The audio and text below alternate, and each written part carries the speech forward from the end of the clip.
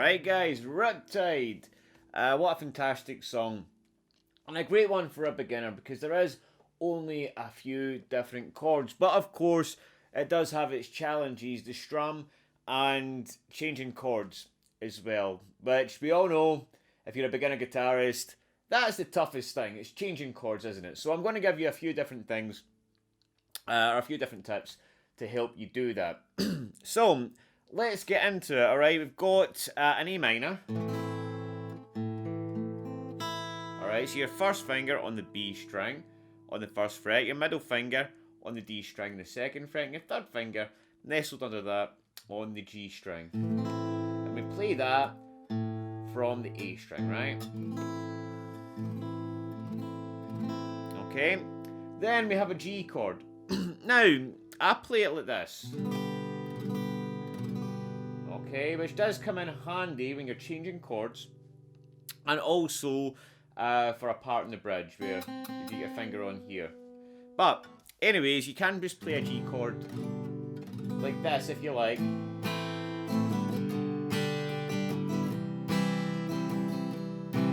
It's up to you. However, if you do it like this, it's much easier to get to the C. Alright? Okay, so the way I play it, I've got my G chord, I've got my middle finger on the A string in the second fret, my third finger on the low E, and my pinky on the high E in the third fret like that, right? So I go from here to here. And of course that might be a wee bit difficult, getting your pinky on, but I think if you persevere with this, it can come in very handy. Okay, and then we get into a C chord. Alright, which is just your standard C. First fret on the B, second fret on the D, and third fret on the A. Now you want to be sure when you're playing these chords, the C and the A minor, that you don't get the top string. Now you can do this by either using your thumb to mute it, so you don't really need to think about it. Otherwise, you're going to need to concentrate and make sure you don't hit that low E when you hit the chords, right?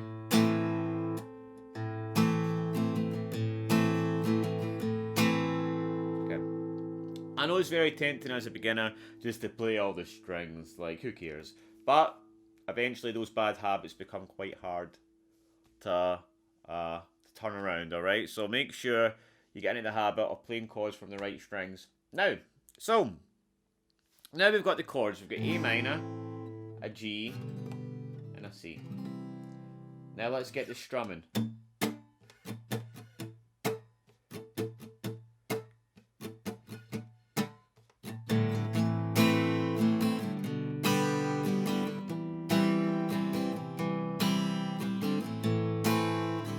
Okay, down, down, up, down, up, down, down, up, down, up, down, down.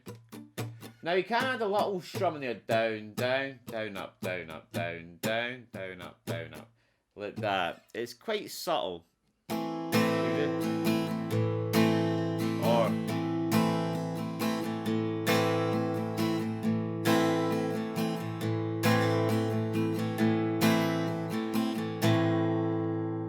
like that, alright? So we've got that. And then chord, G, then a C. Do that twice. Now, again, I know if you're a beginner, this is going to be difficult because it's quite a fast song. So take it nice and slow firstly.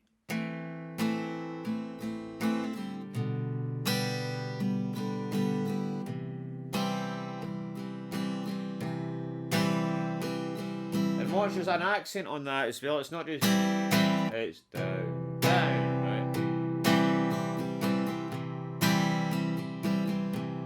So you're hitting the first strum a little bit, and then the second time you're getting a bigger accent on that, right? So you're getting a bigger strum. So, alright, sorry. Do this G, fine.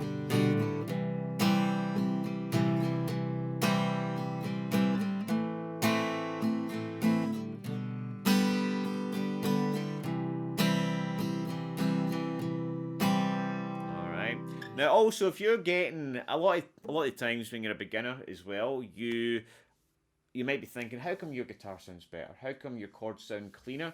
Now, a lot of the times when you're playing, you're also muting strings. You may be getting this kind of noise.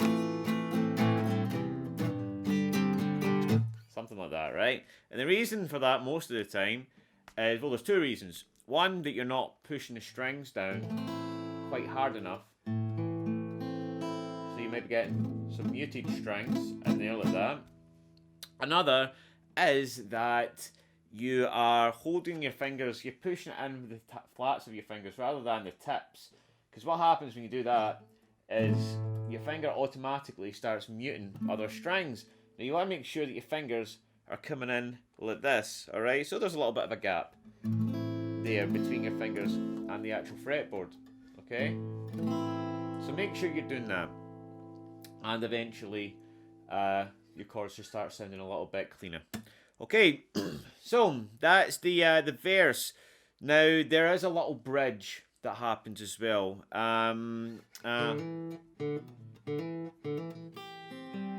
There's that.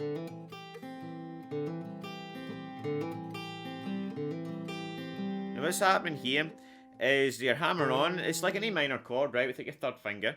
Okay, and you hammer on the D. Now don't worry if you can't do this, you can really skip this bit and just strum an A minor, right? But you can hammer on the D here, okay? And then you get your pinky. Sorry, you hammer on the D, and then you get the G, and then you get the pinky on 3 in the high E.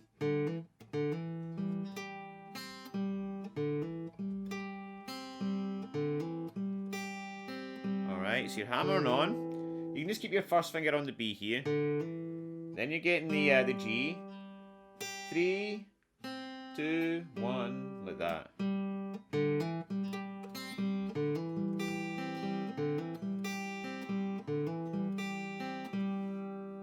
Alright. But you can skip that if that's a little bit too tricky. So then we're getting the bridge, which is a little bit different. Alright, we've got A minor. Twice. And then we're going to go into a G, but this time, this is why I do a G this way, is we can keep our first finger on the B here. For one, and then I take my finger off and play it again. Alright, so it goes like this.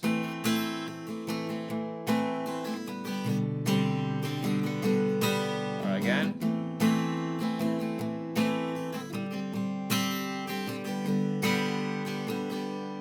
Alright, now again, if you can't do that, just go into a G.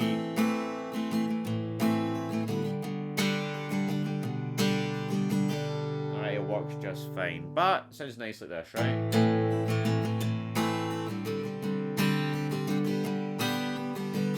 Alright. And then we're going to go into a C.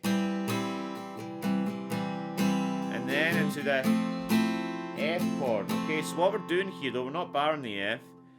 I'm just going from a C, and then I'm taking my, what am I doing here? I'm taking my middle finger down to the G on the second fret, keeping my third finger on the A on the third fret, and putting my pinky underneath that. I'll try and get a chord diagram for this as well, and make it a little bit simpler, because I'm not doing the best job explaining it, am I?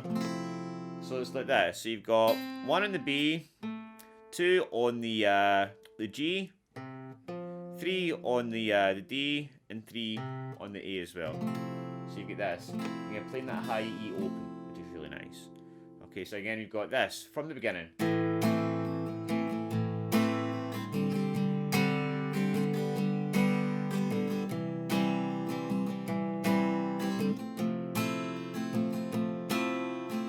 Alright. And then we do it again.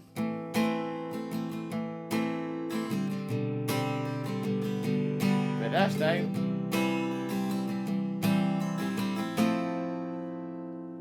we do strum this once, and that's just an F major 7 actually. So you get your first finger on 1 on the B, 2 in the G, and 3 in the D, like that. And we play that from the D string.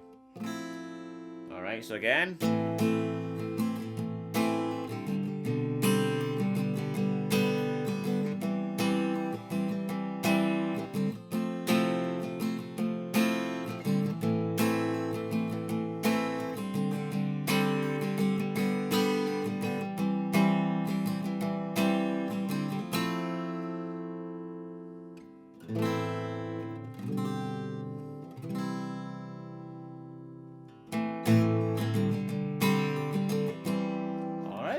that's it. So sometimes you'll know with the song you just need to strum the chord once and then get to strumming.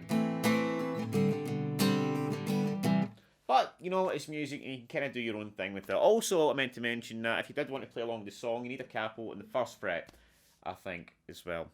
But that's it, guys. I hope you enjoyed that lesson. Take it easy, and I'll see you soon with a new one.